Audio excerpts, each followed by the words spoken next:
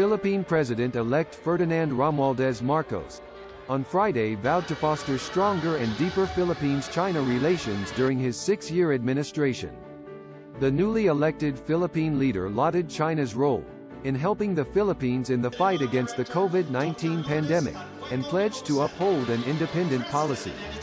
Today will come to the day when we can say we are beyond the pandemic crisis. We are beyond the economic crisis brought on by the pandemic. We can only do it, certainly in the Philippines, we can only do it with our partners. And our strongest partner has always been, in that regard, our close neighbor and our good friend, the People's Republic of China.